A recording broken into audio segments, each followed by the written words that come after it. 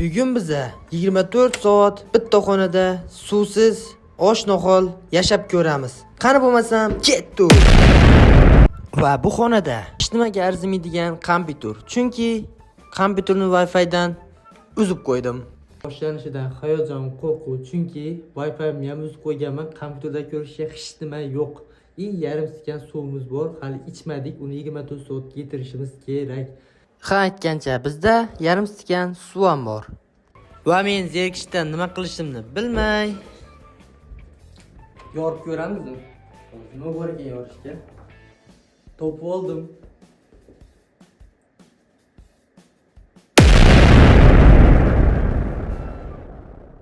Bugun nafaqat chanqoq bilan, balki ayriq dardi bilan ham kurashishga majbur bo'ldim. Shu qisqa vaqt ichida menga eng yaqin do'st bo'lgan, sukunatimni baham ko'rgan yagona sirdoshim mening sharim kutilmaganda meni tark etdi.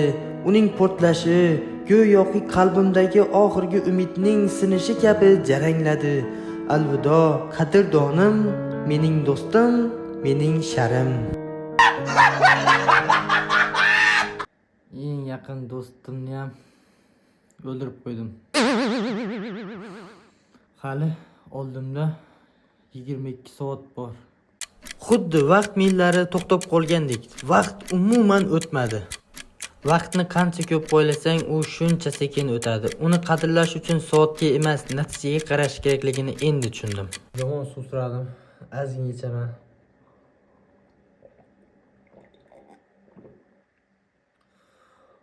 Mazza. Biz hayotda doim vaqt o'tmayapti deb noliymiz. Aslida esa o'tib ketayotgan vaqt emas, bizning umrimiz ekanligini unutib qo'yamiz. Challenge'imiz tugashi hali 18 soat bor. Men shunaqa charchadim, shunaqa zerikdim, shunaqa och qoldim. Menimcha bu challenge umrimning oxirigacha esimdan chiqmasa kerak. Qachon tugar ekan bu challenge? Inson zerikkanida vaqtni to'xtab qoldi deb o'ylaydi. Aslida esa u to'xtovsiz o'tib bizni tark etayotgan bo'ladi. Men bu yerda soniya sanab zerikyapman, lekin qaytarib bo'lmas umrimni boy beryapman. Shunaqa chanqadim, shunaqa tomog'im qurib qoldi, shunaqa och bo'ldim. Mana bu yonimdagi suv meni ich deyapti. Qachon tugar ekan? Lekin bor narsani vaqtida qadriga yetinglar. Suv eng ulug' ne'matligini endi tushunib yetdim. Inson hamma narsaga ko'nikar ekan. Mana shu chelak va baqalashga hozir mening eng yaqin do'stimga aylandi. Tashqarida biz eng zamonaviy sharoitlarda yashab, yana nolishni bilamiz, lekin mana bu holatda oddiygina chelak ham insonning g'ururidan ustun kelar ekan. Ularni tayyorlab qo'yganimda kulgili tuyulgan edi, lekin hozir ularga qarab faqat bir narsani o'ylayapman. Biz ega bo'lgan erkinlik va sharoitlar bebahodir. Hozir soatga qarashdan qo'rqyapman, chunki har safar qaraganimda vaqt to'xtab qolgandek tuyulyapti. Biz hayotda vaqtni bekor sarflaymiz, lekin mana shu 4 devor ichida angladimki, vaqt insonni sekin asta sindiradigan eng shafqatsiz kuch ekan. Men hozir soniyalarning har bir zarbasini tanamda his qilyapman. Ular o'tmayapti. Ular shunchaki meni qiynayapti. Inson o'zini qanchalik kuchli deb o'ylamasin, tabiat oldida ojiz ekan. Hojatxonaga chiqib kelmasam bo'lmaydi. Yeah, boy. Boshim shunaqa og'riyapti, shunaqa charchadim, shunaqa och qoldim. Hali challenge'imiz tugashiga 15 soat vaqt bor. Yana hozir bir nima o'ylab topmasam, men aniq aqlda o'zaman, aniq chini bo'lib qolaman. Hozir meni qanday holatda ekanligimni sizlar tasavvur qilib bilmaysizlar. Va shu payt kellamga zo'r idea kelib qoldi. O'zimni chalg'itish uchun xonadagi bor narsadan g'ayrioddiy narsani sinab ko'rdim. Buni uyda hech qachon takrorlamanglar.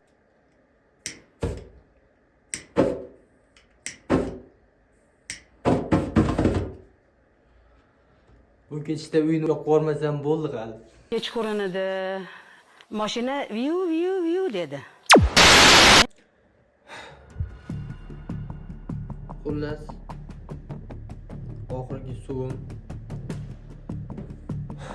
Bismillah.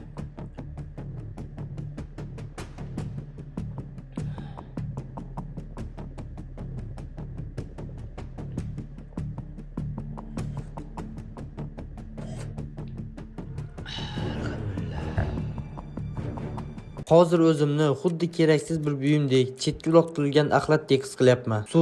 Suvsizlik nafaqat tomog'imni, balki butun g'ururimni ham quritib yubordi. Inson qoni to'q paytida o'zini dunyo podshosi deb o'ylar ekan. Lekin hozir men bor yo'g'i bir qultum suv uchun hamma narsadan kechishga tayyorman. Chorasiz bir jonzotman. Xolos, o'zligimdan asar ham qolmadi.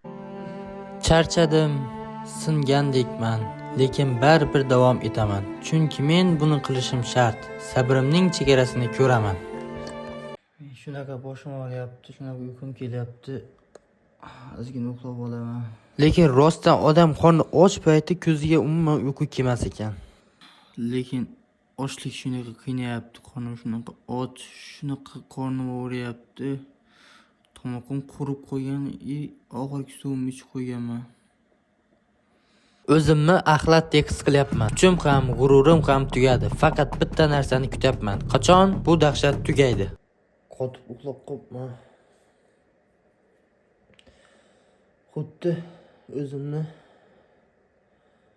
o'lik odamdek his qilyapman. Nihoyat tong otyapti. Men umrimda hech qachon quyosh chiqishini bunday intizorlik bilan kutmaganman. Tashqarida har kuni tong otadi, lekin biz uni sezmaymiz ham. Bugun esa bu nur men uchun najot timsoliga aylandi. Zulmat chekindi, lekin men o'zgardim. Vaqtning har bir soniyasi naqadar azizligini mana shu quyosh nuri bilan birga butun vujudim bilan his qilyapman. Hozir shunaqa xursand bo'lyapman. Challenge'imiz tugashiga 1 soat qoldi. Lekin ishoning 24 soat 10 kunda o'tgandek bo'ldi. Vaqt shunaqa sekin o'tyapti. Tomog'im qurib ketdi.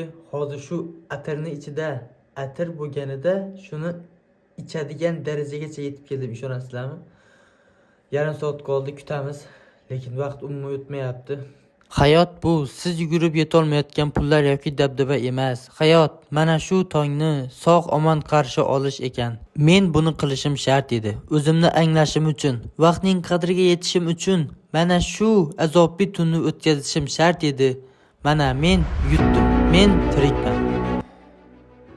Men buni qila olmayman.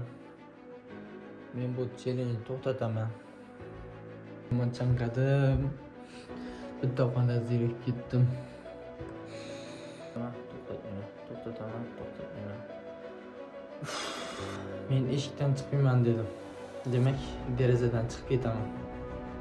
Yo'q, men xonadan chiqmayman dedim.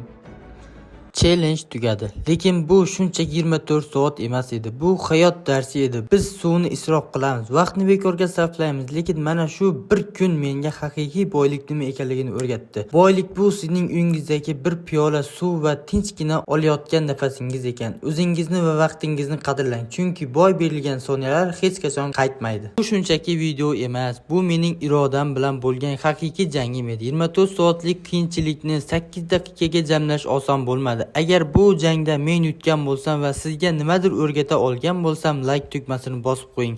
Sizning e'tiboringiz mening keyingi challenjlarim uchun kuch bo'ladi. Hammaga rahmat, challengeimiz tugadi. Rahmat. Like bosish esdan chiqmasin. Hammaga rahmat.